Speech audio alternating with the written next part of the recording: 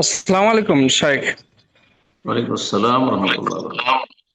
আমি বাংলাদেশ চুয়াডাঙ্গা জেলা থেকে তরিকুল ইসলাম বলছি।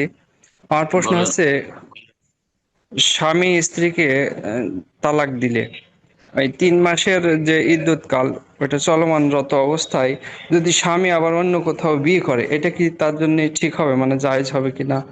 স্বামীর কোনো ইদ্যত নাই। আমি তো একসাথে 4টা বিয়ে করতে পারি। কথা বুঝতে পেরেছেন? আর স্বামী যে কোনো সময় বিয়ে করতে পারবে, 4-এর অধিক করতে পারেন একসাথে। স্বামী যে কোনো সময়, স্ত্রী মারা গেছে, জানাজা হয়নি, যদি কোনো নিষ্ঠুর স্বামী থাকে আর মনে করে যে আমি এখনই বিয়ে করবো, করতে পারে। জায়েজ আছে।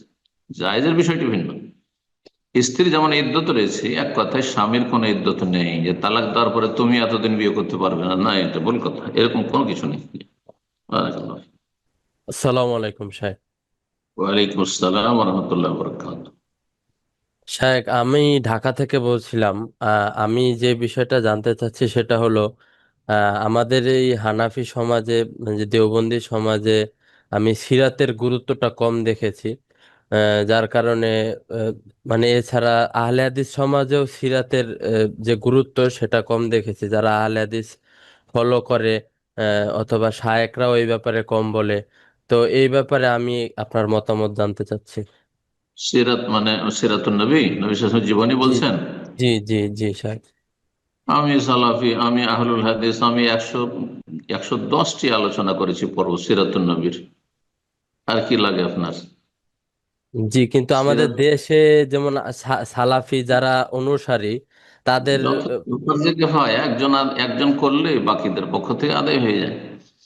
তারপরে সিরাতুন নবীতে অনেকগুলি কিতাব, সব আহলে হাদিস ওলামার অধিকাংশ লিখেছেন, কিছু দেওবন্দি ওলামারও লিখেছেন। সিরাতুন নবীর সবচেয়ে প্রসিদ্ধ কিতাব আর রাহিকুল মখতুম, সেটি আহলে হাদিস আলেম আমার ওস্তাদ শেখ সাইফুল মোবারকপুরী রাহিমাহুল্লাহ তাআলা। সিরাতুন নবীর কিতাব আপনার মৌলানা আকরাম খার রয়েছে। সিরাতুন নবী ডক্টর আসাদুল হল গালেবের রয়েছে। সিরাতুন নবী আরো অনেকে রয়েছে, অধিকাংশ আহলে হাদিস ওলামা দেওবন্দি ওলামাদের সিরাতুন নবী রয়েছে। জি। রহমতুল্লিল আলমিন নামে একটি কিতাব রয়েছে। আরো আরবি ভাষা মেলা কিতাব রয়েছে। কথা বুঝতে পেরেছেন? তো সিরাতুন নবীর আলোচনা মানে এই বিদাতীদের মতো, বেরলভীদের মতো যখন তখন শুধু ইয়া নবী সালাম আলাইকা সিরাতুন নবী না, কিন্তু সিরাতুন নবী না, এই নবীকে নিয়ে খেল তামাশা করা, নবীর নামের দোহাই দিয়ে দুনিয়া উপার্জন করা, নবীর নামে মিলাদ করা কোথায় আছে? যখন তখন সিরাতুন নবী, মিলাদুন নবী আর নবীর নাম ভেঙে তখন দুনিয়া উপার্জন করা না। এর জন্য নবী সাল্লাম না, নবী সাল্লাল্লাহু আলাইহি সাল্লামকে আল্লাহ এই জন্য পাঠিয়েছেন, মামা আরসামির রাসূল ইল্লা লিইউতা বিইذনিল্লাহ। আল্লাহর হুকুম হচ্ছে তার আনুগত্য করা হবে, তার আনুগত্য ফরজ। ওমান ইউতির রাসূল ফাকাদ আতা আল্লাহ, যে রাসূলকে মানলো সে আল্লাহকে মানলো। বলে ইন কুনতুম তুহিব্বুনাল্লাহ ফাত্তাবিউনি ইউহিব্বুকুমুল্লাহ। বলে দাও হে নবী যে তোমরা যদি সত্যি আল্লাহকে ভালোবাসো, তার দলিল প্রমাণ হচ্ছে ফাত্তাবিউনি, নবী সাল্লাল্লাহু আলাইহি অনুসরণ, নবীর পথের পথিক হও, নবীর অনুসারী হও। কথা বোঝা গেছে? তো নবী সাল্লাল্লাহু আলাইহি ইসলামের সন্ন্যাতের অনুসরণ হচ্ছে মূল, নবী সাল্লাল্লাহু আলাইহি ইসলামের সিরাত চর্চা করা। এবং তার জন্য আলহামদুলিল্লাহ ওলামাদের লেখনী রয়েছে, বক্তব্য রয়েছে। তবে যখন তখন আলোচনা হইতে হবে।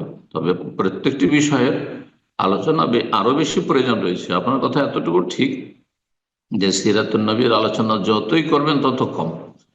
হ্যাঁ, তার চাইতে কম আলোচনা আমাদের সমাজে হাদিস হাদিস চর্চা করা, হাদিসের আলোচনা নেই। হাদিসের আলোচনা করা, হাদিসের সহিহ জয়ীফের আলোচনা নেই, যার ফলে হাদিসের সহিহ জয়ীফ মানুষ বুঝে না। বুঝতে পেরেছেন? তো দিনের আলোচনা, দিনের আলেম ওলামাদের সংখ্যা আরো বাড়ানোর প্রয়োজন রয়েছে।